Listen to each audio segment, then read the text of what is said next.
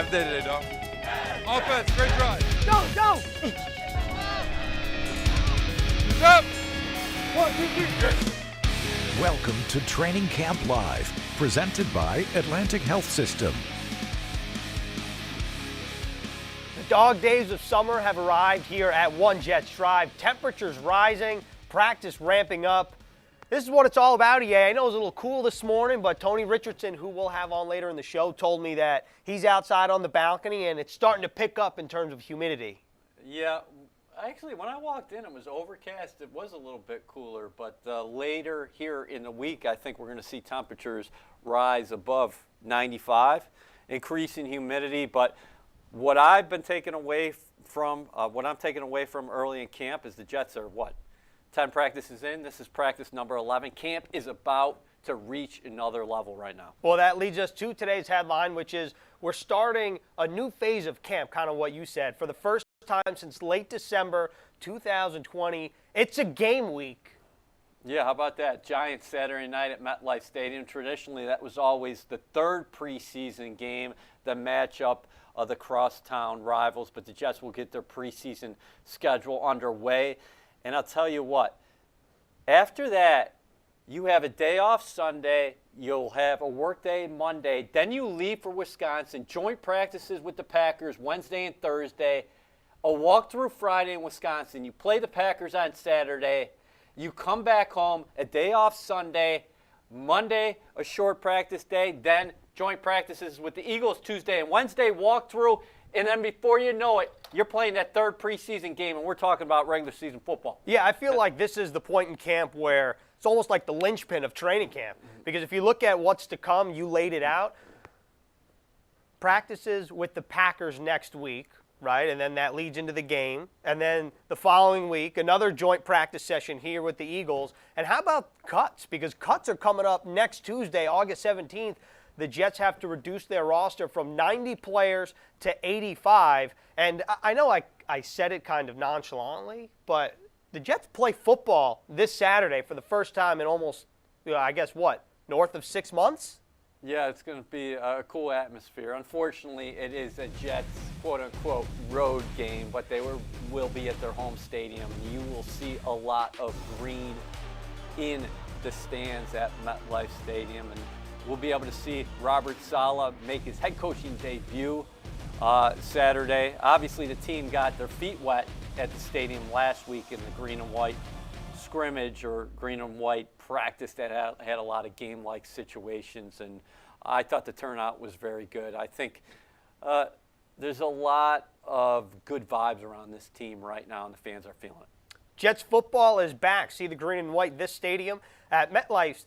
See the green and white this season at MetLife Stadium, beginning with the 2021 home opener on Sunday, September 19th against the New England Patriots. Secure your seats at nyjets.com/tickets. Now let's move to our Camp Spotlight segment, and let's go to the center of the defense and talk about perhaps a forgotten man in the football world in C.J. Mosley. EA, not only is Mosley an extremely decorated player, but he really has a chip on his shoulder after playing about 3 quarters in the last 2 seasons. Well, look at that photo right there. C.J. Mosley has come to camp in tremendous shape, 231 pounds. I know a lot of people were wondering, what is this guy going to bring to the table after being out of football basically for obviously last season, but he only played in parts of 2 games his first year here with the Jets. But he's had a phenomenal training camp. Saturday night, an interception, and he also had a pass defense.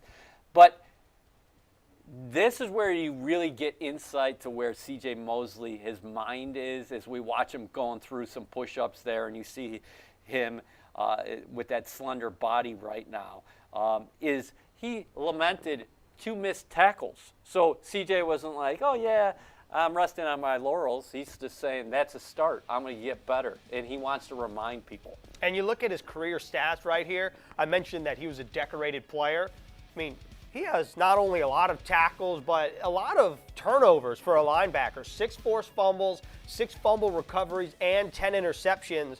Also, I think I've been impressed in camp, and also you think about his one half of football against the Bills at MetLife in 2019. I mean, he was very impressive in coverage. The play he got hurt, he was step for step with John Brown over the middle of the field. And then in training camp, he's step for step with rookie Michael Carter on a wheel route. Yeah, he's very instinctive. Like, he knows the routes before they're coming, it seems like. He just has a great feel for the game. And there are certain things you just can't teach. The Jets making the transition here to a 4-3 defense, and a lot of people wanted to know, hey, how is he going to fit in a 4-3? He looks really good. And the other guy who actually I think is going to, well, two guys are going to benefit from him immediately who've been lining up next to Mosley here early in camp. That's a rookie in Hamza Nasruddin, and also a veteran, a former first-round pick in Jared Davis. I thought not only did Mosley look really good the other night, but Davis, I don't know how you thought, Ethan, I thought it was his best practice at training camp. Yeah, there's something about being under the lights. I think Jared Davis, you saw the speed, you saw the physicality, and we've seen that throughout camp, but he really put it on display at MetLife Stadium. And we talked about last Saturday, the green and white practice. Well, C.J. Mosley afterwards talked to the media, and he said that he needed to remind people of what he was capable of. Yeah, I am that guy. So, like I said, last time we talked for camp, you know, it's all about what you put on tape. So I haven't put nothing on tape in 2 years, so just got to remind everybody. So today was a great start. Felt good to be out there after a long time. You know, it was great to have the fans. You know, the fireworks show was fun. It was fun to compete. Always more to improve on. I missed 2 tackles out there. No 2 big tackles in my opinion. So they're just, you know, something I just got to get back to working on in practice. But, you know, besides that, I felt the defense had a pretty good day. Special teams looking good. You know, offense made big plays when it counted. So that's what it's all about. Everybody, you know, working together and, you know, feeding off each other.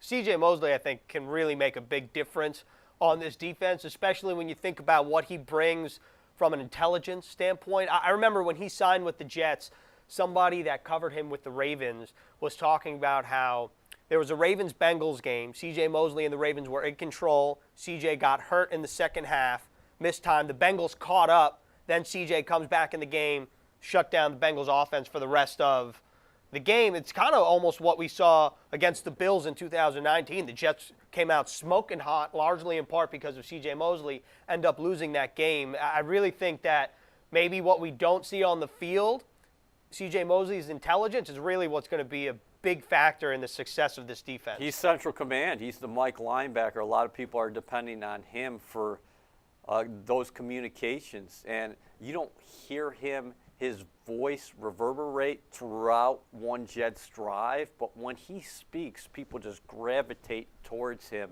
And Mosley could be an X factor, not just for the defense, but the entire team, I think. This defensive line is going to be awfully good. And then you would think that the linebacker position in the spring, big question mark, but with Mosley coming back and looking this fine so far, Jared Davis, maybe this is a career rebirth for him, and then those young linebackers as well. It's going to be an intriguing group to watch. The biggest season ever starts with training camp. NFL Network has you covered with insider access across all 32 teams. All-day coverage continues this week inside training camp, only on NFL Network. So now it's time to bring in a familiar face who knows a thing or two about thumping pads, a thing or two about the bright lights of MetLife Stadium, former Jets fullback Tony Richardson. T-Rich, thanks for joining us. Hey, thanks so much for having me today. All right, so you know we got to be talking some fullback, and the Jets don't really have a fullback on their roster. That would be Trayvon Wesco, who's just essentially a big tight end. So what do you make about Trayvon Wesco in terms of like a body type compared to, let's say, when you played? And how about this system overall? What's the fullback's roles and responsibilities like? Well, yeah, looking at him, I think he definitely has the body type, 6'3", 267, give or take a few pounds. So the biggest challenge, I think, for a tight end making that transition to a fullback is just tight ends are obviously used to blocking in line. So in line meaning defensive end, linebacker head up. The biggest adjustment is, being 5 yards back, being able to read the defense, understanding what your offensive line are doing. And the great thing about this style of offense, which I know very well, maybe a little bit too well because the Shanahan days of when I was in Kansas City when they had Terrell Davis and it was one cut downhill, 80-yard touchdowns later, 2 back-to-back Super Bowls. So I saw it firsthand and up close. But I love this style of offense.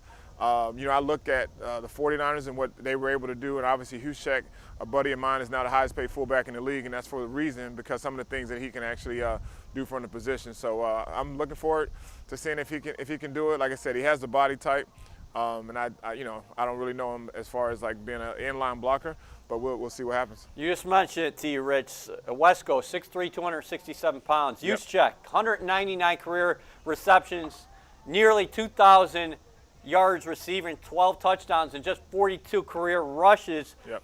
Wesco, you're talking about a guy who's played in 28 career games. He's had 2 rush attempts, 3 receptions. How will the fullback position look differently with him? Because you're going to have to do different things with Wesco than Juszczyk in San Francisco, of course. Yeah, it's going to be different, but I think, like I said, this style of offense is so creative, and the things that you're able to do, even if you have him in line and have him go in motion and come to the backfield, I think he can do it. It's just a matter of having flexible hips, understanding the offensive play, because, it's different when you're lined up next to a tackle and you're blocking. That's a whole different world. But when you're in that backfield and all of a sudden you got to read to see how your offensive linemen are moving, to see the flow of the defense, because the great thing about this style of offense, you want to get the defense running sideline to sideline, and then that one cut, get downhill, square your shoulders, and just hit everything that's moving. So I think he can do it. It's the biggest thing is just, I obviously played at, 6'2", I quote unquote maybe 6'1.5", who knows. But I was about 240, 242 at my heaviest. So he has definitely the body style to do it.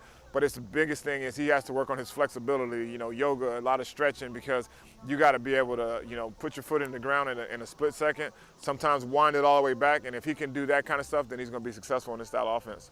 How about the Jets running backs, T. Rich? Right now, it's seeming like it's going to be running back by committee. Yep. So right now, let's think about it. Tevin Coleman, Ty Johnson, LaMichael Pirine, Michael Carter, Josh Adams, and Austin Walter. Those are the running backs. Yep. All offer a little bit of different flavor. How do you imagine that they will be deployed throughout the regular season? Yeah, and that's a beautiful thing. This is a running back centric style of offense, and it can take advantage of all of their skill sets. And so for me, obviously being an Auburn guy, I've seen Pirine up close and personal, and he can flat get it done. So I think all of these guys kind of bring something different to the table. And, the beautiful thing is there's opportunities to catch the ball out of the backfield, the pass protection. So that's one thing that's very important is the pass protection.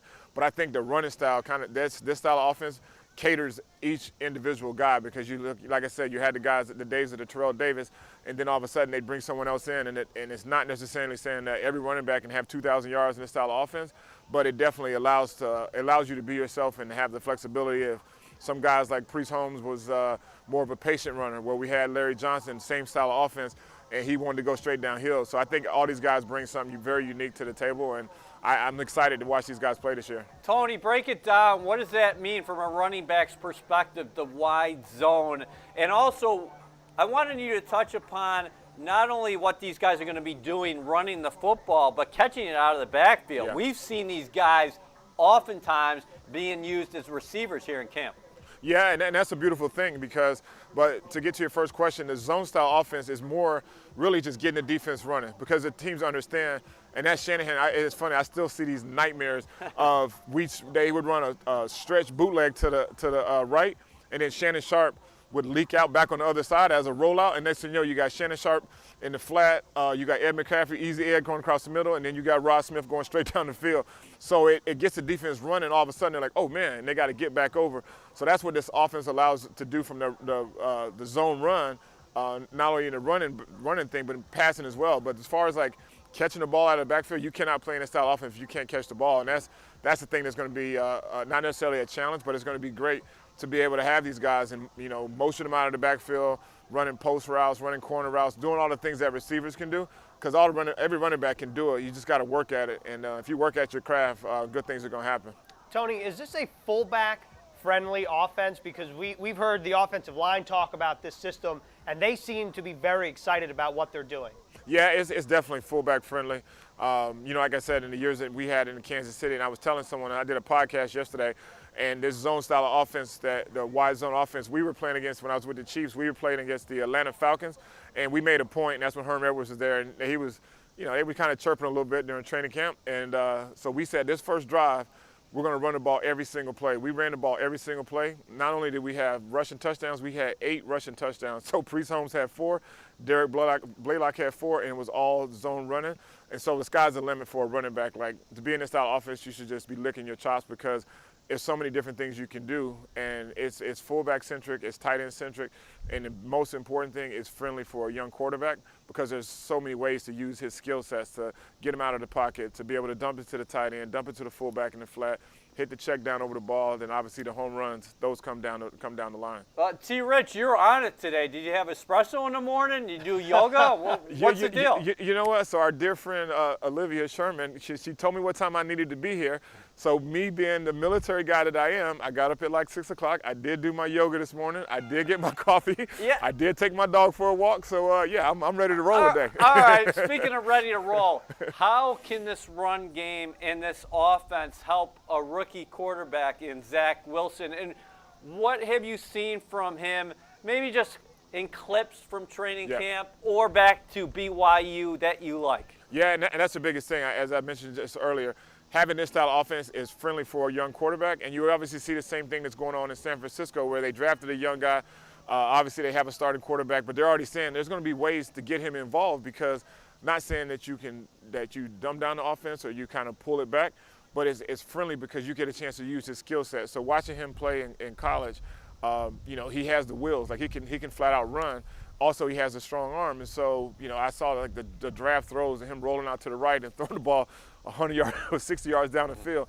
So that's what this offense allows you to do because you get him running, all of a sudden you use his skill set. If a guy is coming, he can make the guy miss and still dump the ball off, or he can actually run the ball. So it's perfect for a young guy like this just to not press and try to do too much. Let the offense come to you, and big plays eventually happen. So this offense is perfect for a young quarterback. And from watching him even through the green and white scrimmage last week, a few things, a couple turnovers, but that's going to happen with a young quarterback. But I think he has all the skills to be successful. Awesome, Tony. Appreciate the time. Go enjoy some time here. One Jets Drive. Say hi to the fans. Smile a little bit. Hopefully Always. the espresso doesn't wear off. No, I got another one. Olivia kept me with another espresso, so I got one waiting as soon as I get off the call. There you go. Awesome, T. Rich. Appreciate it. Thank you. Thank you, guys. And speaking of Jets legends, EA, we're actually supposed to have Wayne Corbett on Thursday's show, but for right now, let's take a look at our injury report presented by Atlantic Health. Quinnen Williams still on track to return, or I guess to make his training camp debut in terms of practice next week against the Green Bay Packers for joint practices. Elijah Vera-Tucker seems to be the same thing. Cameron Clark, not at practice. Jabari Zuniga, Chuma Adoga, week to week, day to day, depends on, honestly, just kind of depends on the day. But how about Quinnen Williams? We haven't talked about him yet because he hasn't really been on the field practicing. He works off to the side with the injured players. And this defensive line that we've talked so much about has really been impressive throughout the early stages of camp. But when this guy, number 95, makes his debut in terms of practice, this is only going to take this defensive line to the next level. Robert Saleh said yesterday that the Jets are projecting to put Quinnen Williams through a mock practice on Friday from a rep standpoint. And he had a talk with him yesterday. Quinnen Williams is in great shape and ready to go. Lorenzo Fadicasi talked about number 95 yesterday, and he said he's always looking for another area to improve upon, and we just can't wait. Just from a football standpoint, we've been so impressed with the defensive line. Now, what is it going to look like when Quinnen Williams, an emerging star in the National Football League, is out there, especially paired up with Carl Lawson, who has been phenomenal here in camp. And we're going to continue to talk about Quinnen Williams as he makes his ramp up or whatever it is up into practice. But how about the offensive line, too? They added a player yesterday. They waived Teton Saltez. They claimed David Moore out of Grambling State, an undrafted free agent. And I think really what was a position of strength, you really get a glimpse of how quickly things can change when you think of Alex Lewis. He's on the left squad list. Cameron Clark, spinal cord contusion, Sure. Thank you. Then you think about George Fant was off in the reserve COVID list. Now he's back on. So that position, specifically the interior, especially with AVT working on the side, it was a position of strength. Now it's a position that's kind of thin right now. Well, I think this is the time where depth is being tested, but you'd rather it being tested the first week or the second week of August rather than the second week of September. We're watching Quinnen Williams right now, Greg Van Roten as well. There's Morgan Moses.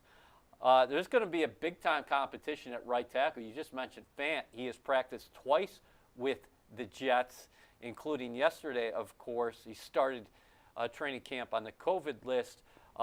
Jets signing the awfully durable, dependable Morgan Moses in the offseason. But make no mistake about it, there is a battle going on at right tackle. But you talk about depth. Yeah, the Jets definitely being challenged there. So they make a waiver claim yesterday. Hopefully Elijah Vera-Tucker, knock on glass here. He's dealing with the pec injury right now. He's back on the practice field relatively soon. And again, Cam Clark, obviously, the good news is it could have been a lot worse, right? What we saw out here on the practice field last week. So that was an unfortunate situation. So, yeah, that means different opportunities for different guys. Not only right tackle right now, but Dan Feeney getting some very good reps with the first team. What do you think about McGovern's style? We saw the inseam, the McGovern inseam. That's what he called it. Now we got the McGovern crop top. Yeah, I don't know. The tats I like. I don't know about the crop top. Yeah, well, first of all, when Bart was here the other week, I do like the visor, though. Yeah. The visor and the face mask, top notch. I'm not sure about the crop top, but you got to give him credit. He's confident about it, right? Yeah. You're rocking it. Well, McGovern's an athletic guy who's going to be, he thinks the system suits him quite well, and there he is on the move, and you're going to see that a lot in the West Coast offense that Mike LaFleur is running, that Tony Richardson just gave us tremendous analysis on that. And McGovern and the aforementioned Fant have both said, this is the system that best suits me in the National Football League. I'd rather play this than any other blocking system. So McGovern's going to be he's going to be a key point of emphasis, because not only is he's going to be communicating with other linemen up front, and he played through injuries last year, and he's feeling a lot healthier, but he's going to have to be the guy to really help Zach Wilson, especially early on in his career. Well, let's wrap up this show with our cover, too. And yesterday, the communications department here at the New York Jets released an unofficial depth chart because it's a game week. And just curious, what was maybe a couple things that stood out to you? What were some of your biggest takeaways from the depth chart? Well, let's just start with the communications department did a fine job, but it was interesting the way they detailed the defense. They had 12 starters on defense. Obviously, the Jets run in the 4-3, so you got 7. Then they go 2 safeties, 2 traditional cornerbacks, but they didn't stop there. They added the nickel position.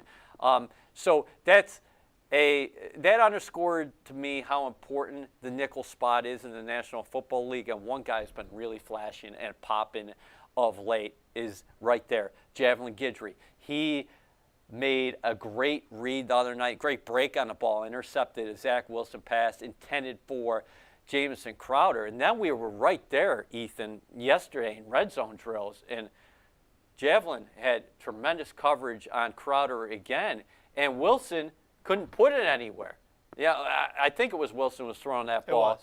But he had to put it in a spot where Jamison could get his hands on it because Javelin had blanket coverage. But make no mistake about it, that is one of the spots that there's going to be competition throughout camp. The Jets really like Michael Carter II and also Elijah Campbell in the mix as well. Yeah, I really liked seeing Javelin Guidry pick off Zach Wilson at the green and white practice, and then we saw him turn on the Jets. The 4.29 speed was on full display. I think he's the fastest guy in the Jets. Yeah, I think that's fair. He has a track background. He ran track, even though Utah doesn't have a track team. Just putting that out, he ran track on the side. That was like his side gig. But for me, I'm going with Hamza Nasruddin because Hamza's the only. I guess I should say Hamza. He told C.J. Mosley his name was Hamza, so I'm going to say Hamza.